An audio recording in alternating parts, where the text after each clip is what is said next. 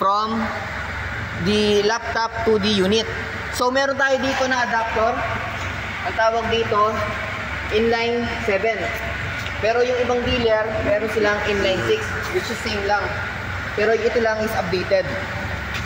So kung natin gagawin, bago tayo mag-connect sa ECM, hanapin natin dito yung inline USB auto connect, auto detect kasi naka USB tayo. So kung wala naman tayo nito, USB type, pwede naman siya ng Bluetooth connection. Pero mas maganda kung USB connection para mabilis yung interface. And then kapag click natin ng inline USB, connect natin. And then siguro mga bibilang ka lang dyan, mga 15 seconds. And o yun. 5 minutes. Ayaw niya mag-connect pala kasi hindi siya naka-on. On muna natin pala yung unit. Pagka-on natin, try.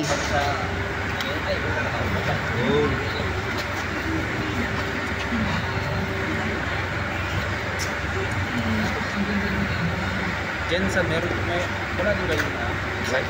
Ngayon, update. kapag nag-connect na siya, makikita nyo naman dito, ayan, disconnect. Pero, wait muna kayo ng few seconds, meron pang lalabas na window dyan. Yung lalabas na window dyan, dyan natin lalagay yung customer details. Gagawa tayo ng bagong template or work order. So, new. Ayan. Dito, protocol natin, lagi natin ilagay dito yung customer name.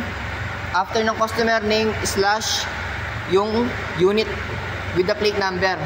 Para meron tayong history. Okay? So, okay. Kung nga rin, nalagay na natin. Okay. So, mag-create siya ng bagong image.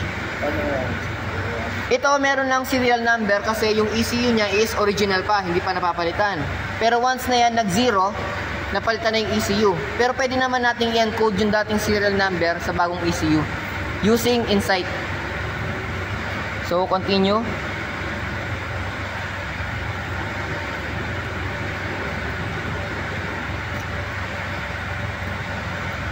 Kapag nag-fill lang siya, okay mo lang. And then, press cancel. Once na okay na yon, wala nang lilitaw dyan. So, pwede ka na mag-start kung anong gusto mong gawin. Unahin natin yung fault code. Sa fault code, ayun yung mga lilitaw. So, kung gusto mong i-scroll up para makita mo lahat, i-place mo lang dito. Then, scroll up. Then, kapag mag-delete tayo ng fault code, pinut ko lang ng isa. Then, right-click. Wait mo lang, medyo matagal din yan. And then, reset all faults.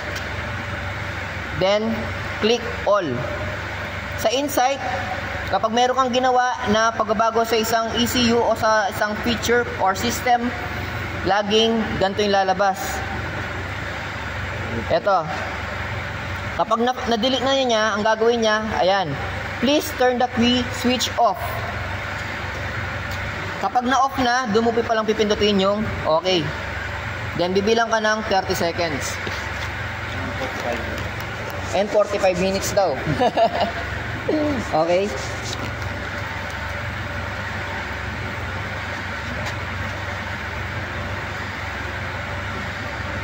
Pero it's pa tayo ah. Wala.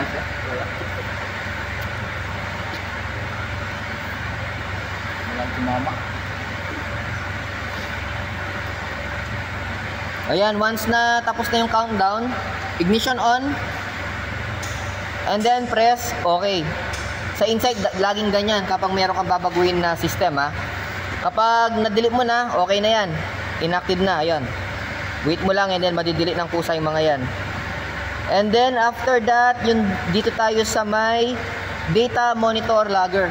Dito naman makikita natin yung mga actual values ng unit. Dito kapag marunong ka magbasa ng actual values, basic na lang sa iyo yung diagnosing.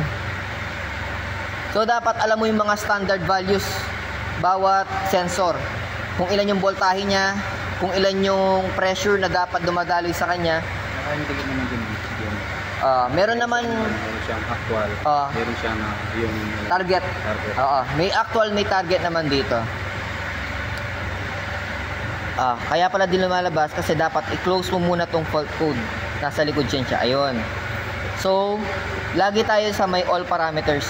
Double click mo lang yan. Lalabas lahat yan. Then, scroll mo lang pababa. Makikita mo lahat ng mga data. Next, after that, close muna natin to sa yun, yung maliit na X na para hindi patong-patong yung mga window natin. Dito tayo sa features and parameters. Dito sa features and parameters naman, dito tayo nakakapag-edit ng mga features ng system, like i-enable natin yung cruise control or disable natin, tatanggalin natin yung TPMS or ilalagay natin TPMS. Dito tayo makakapag-edit ng mga values. Immobilizer, dito rin. Kung kunwari gusto mong i-test yung immobilizer kung sira ba o hindi, pwede mong i-disable dito. Kunwari, for example dito, sa ano tayo, kunwari immobilizer, sige, click mo lang yung plus para makita mo lang yung mga options nya. Wala siyang option.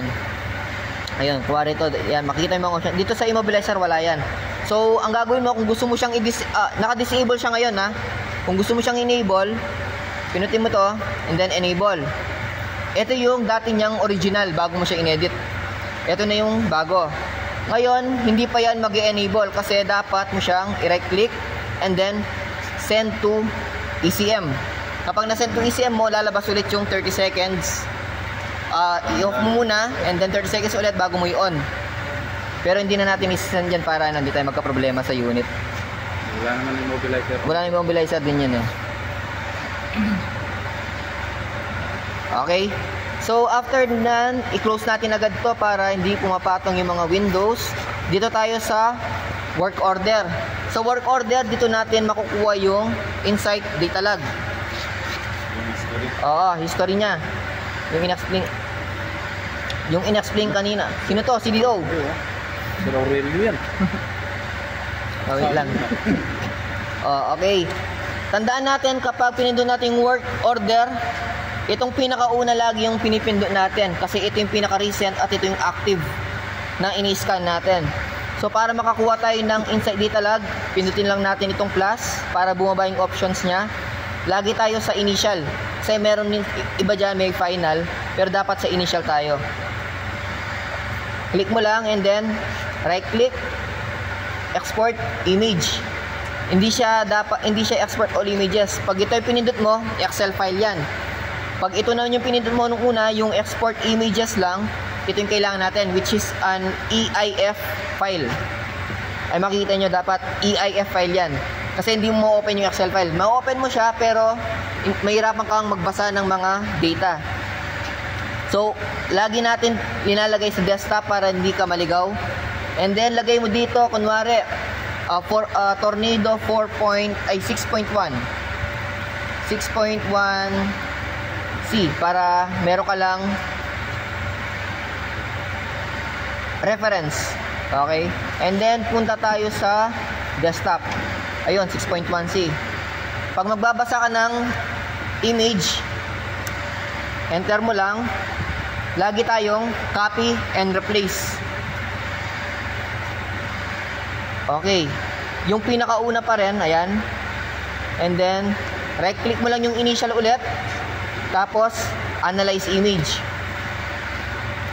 Pag nag-analyze tayo ng image, tatlo lang laging pinupunta natin dyan. Fault codes, abuse history, at engine protection. Una, fault codes. Ayan. Amber, which means kulay yellow yung ilaw niya sa dashboard. And red naman is severe yan. Pero inactive naman. So, it means history lang sila. Tapos, engine abuse history. Ayan, yung diniscuss kanina ni Sir Romeo. Dito natin makikita kung inabuse ba yung sakyan bago siya kumatok or bago siya magka-problema. And then, engine protection. Kadalasan sa engine protection, dito lang natin makikita kung naka-limp mode o ilang minuto siya na limp mode. Pag sinabing limp mode, naka-safe mode yung sasakyan, which means restricted yung kanyang power. Okay? Ano yung tatlo? Fault codes, Abyss history, tsaka engine protection. Ito yung lagi naming hingin sa inyo kapag pinapakuha kayo ng Insight Data Log. Pero pag pinakuha kayo ng Insight Data Log, ang isa sa inyo sa amin ay itong EIF file, yung sinave nyo. So next tayo, after ng work order, ano pa ba? Advance. Yung ibang mga ano dito kasi, PCM diagnostic. ito, ito. O ikaw naman, kapag makinig siya.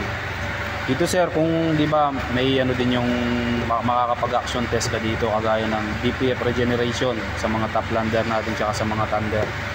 Yan, dito yan sa isa na.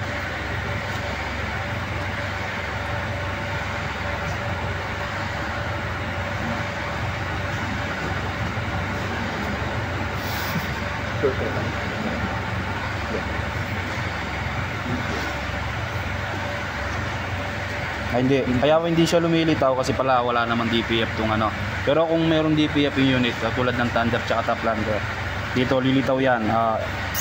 DPF after treatment regeneration, lilitaw sa dyan.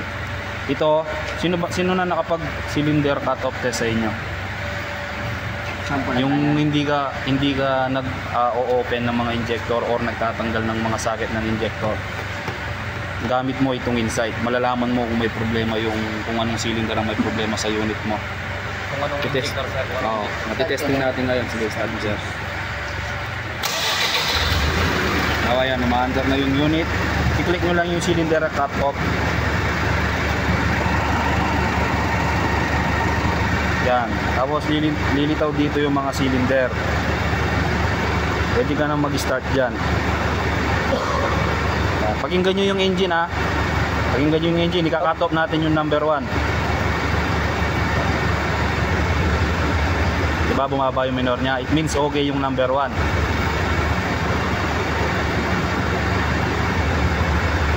Number 2. Yan. Bumaba rin yung minor nya. It means okay yung number 2. Diba? Number 4. Para hindi na tayo humuhugot ng Para hindi na kayo nag-try ito. Halimbawa kung hard starting yung unit or bumababa yung diesel nya, pwede nyo i-check dito kung wala kayong makitang tagas. Pwede nyo i-check dito sa fuel system leakage test. Pag-click nyo yan, lalagyan ng pressure ng Insight ang ano natin, fuel system. Bibigyan niya ng pressure yung mga hose para makita mo kung saan yung tumatagas niya, kung saan siya nagkakahangin. Pag di ba minsan yung umagalo, hindi mo ma-start kagad yung unit. Pwede kang mag-check ng ano dito, ng leakage test. Tapos itong intake air heater override, makikita nyo rin dyan kung nag-overheat na yung ano nyo, yung intake system ninyo. Meron din dyan. Ito mga advance na to sa mga canvas na to. Pareho lang din naman yung ano, yung sinabi ni Sir Cards about sa canvas. Makikita nyo rin dito sa ano na to. Sa itong SAE J1939 data link control test. Makikita nyo rin dyan. Then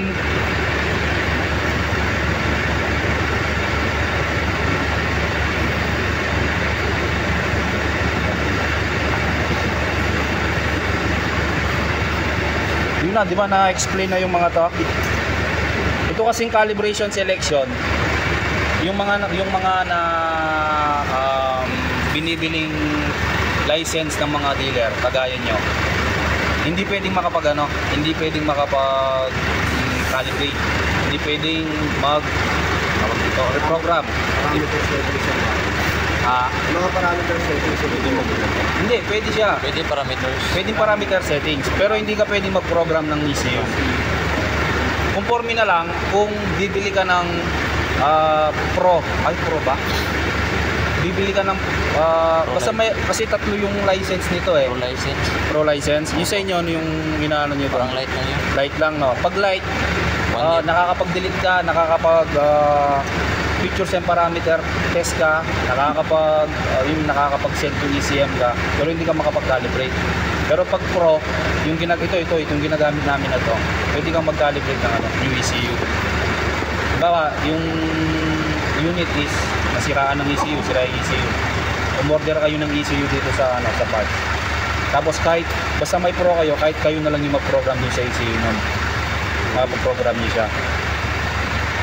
Yung, di ba, in-explain naman ni Sir Romeo kanina to, paano calibrate. Yun lang naman yung function ng insight natin. Question, baka may question kayo kung bumugulo sa isip nyo. Sa isipan. Video naman sir. Video naman. Video lang sa video sir. Ang hirap kasi Sir, pag nagpalit ka ng susi, dadaan ka pa din dyan, hindi na? susi, hindi na. Hindi na? So, yung yung mga may immobilizer lang. Dadaan ka. Yung mga may anti-theft na top lander. Thunder. Sa Thunder sir. Thunder din. Thunder na Cummins. Nagamit ka rin dito. Yung may mga immobilizer tsaka anti-theft. Question. Hindi nyo kasi na-experience sa sa dealer nyo kasi walang Sa amin sin, meron ganyan sir, pero Expired din. expired. Ilang years na yun. napakadalang kasi gamitin itong insight.